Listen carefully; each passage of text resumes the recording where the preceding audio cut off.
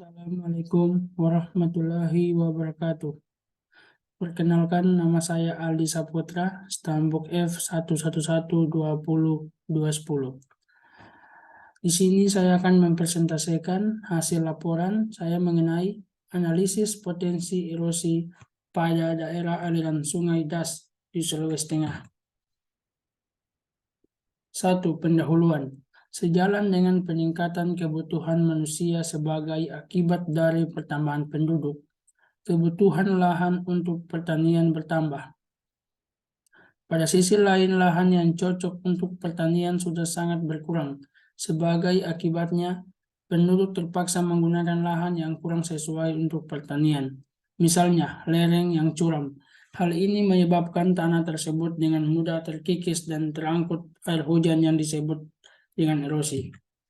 Tujuan penelitian ini adalah untuk mengetahui tingkat erosi yang terjadi di beberapa das di Sulawesi Tengah dan upaya yang perlu ditempuh untuk meningkatkan produktivitas lahan guna mendukung pertumbuhan tanaman dan menurunkan atau menghilangkan dampak negatif pengelolaan lahan seperti erosi, sedimentasi, dan banjir.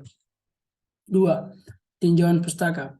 Secara umum, erosi dapat dikatakan sebagai proses terlepasnya butiran tanah dari induknya di suatu tempat dan terangkutnya material tersebut oleh gerakan air atau angin, kemudian diikuti dengan pengendapan material yang terangkut di tempat yang lain. Pada dasarnya, erosi yang paling sering terjadi dengan tingkat produksi sedimen yield. Paling besar adalah erosi permukaan, seed erosion, jika dibandingkan dengan beberapa jenis erosi yang lain, yakni erosi alur, rill erosion, erosi parit, gully erosion, dan erosi tebing sungai, stream bank erosion. Secara keseluruhan, laju erosi yang terjadi disebabkan dan dipengaruhi oleh 5 faktor diantaranya, yaitu yang pertama adalah faktor iklim, yang kedua struktur dan jenis tanah, ketiga vegetasi, keempat topografi, dan kelima faktor pengelolaan tanah. Adapun faktor iklim yang paling menentukan laju erosi adalah hujan yang dinyatakan dalam nilai indeks erosivitas hujan Selipen 2002.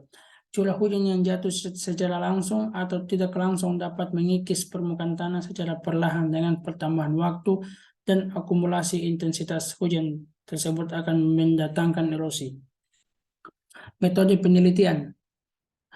Penelitian ini dilakukan di 3 kabupaten, yaitu Banggai, Touna, dan Donggala, dan Kota Palu, Provinsi Sulawesi Tengah, untuk menganalisis tingkat erosi pada daerah aliran sungai das. Di daerah tersebut ada beberapa tahapan, yaitu ada 3. Yang pertama adalah pengumpulan data, yang kedua adalah penyusunan model dan data spesial, dan ketiga adalah analisis. Yang pertama, pengumpulan data. Pengumpulan data yang digunakan dalam penelitian ini berupa data sekunder, yaitu data curah hujan minimal 10 tahun pengamatan yang didapatkan dari kantor Balai Wilayah Sungai Sulawesi 3 di Palu, peta rupa bumi skala 1:50.000 dan peta tata guna lahan. Yang kedua adalah penyusunan model data spesial. Penyusunan model data spesial dilakukan dengan menggunakan pendekatan sistem informasi geografis, yaitu SIG. Dalam hal ini menggunakan perangkat lunak ArcView GIS versi 3.3. Keempat jenis peta yang digunakan dalam analisis ini di dalam ArcView dinyatakan sebagai layar-layar dalam bentuk subfile. Yang ketiga adalah analisis. Analisis erosi lahan pada setiap unit lahan dan setiap das dengan segala atributnya yang diperoleh dari tumpang tindih atau overlay layar di dalam SIG dilakukan dengan menggunakan metode USLE dengan memasukkan faktor parameter USLE. Ini adalah berikut tabel 11 rata-rata potensi erosi. Bisa dilihat ada yang das yang bagian pertama adalah Sinorang, 2 Toili, 3 Ngio atau Hulu, 4 Podimauti, 5 Bailo, ke-6 adalah Ampana, ke-7 Toba Batungga, yang ke-8 Masapi, ke-9 Borone, yang ke-10 Balanggala, 11 Padauloyo, 12 adalah Sabo, 13 MU, 14 Wuno, 15 Taweli, 16 Loli Tasibuli, 17 Puro. Bisa dilihat ada lokasi, luas hektar area, ada ton per tahun, rata-rata erosi, ada klasifikasi bahaya erosi. Selanjutnya ada 4 hasil dan pembahasan. Berdasarkan tabel 11 yang di slide sebelumnya, menunjukkan bahwa rata-rata potensi erosi yang terjadi di DAS Sulawesi Tengah sangat bervariasi, mulai klasifikasi sangat ringan sampai sangat berat. Dalam analisis potensi erosi per tahun dari setiap DAS juga menunjukkan bahwa klasifikasi bahaya erosi bervariasi dan sangat ringan sampai sangat berat. Perbedaan klasifikasi ini terjadi karena beberapa hal, antara lain intensitas hujan yang bervariasi, faktor erodibilitas, kemiringan lereng, dan pengelolaan tanaman dan konservasi tanah. Kelima yaitu kesimpulan dan saran.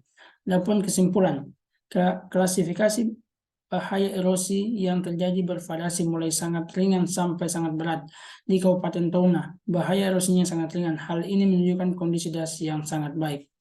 Saran, berdasarkan gambaran erosi yang terjadi, beberapa wilayah lahan mengalami erosi sampai dengan kelas berat. Hal ini berarti menunjukkan bahwa wilayah-wilayah lahan ini perlu mendapatkan perhatian khusus, dalam arti diperlukan upaya-upaya agar erosi bisa dikendalikan. Terima kasih, itulah hasil presentasi saya. Lebih dan kurangnya saya mohon maaf. Terima kasih. Assalamualaikum warahmatullahi wabarakatuh.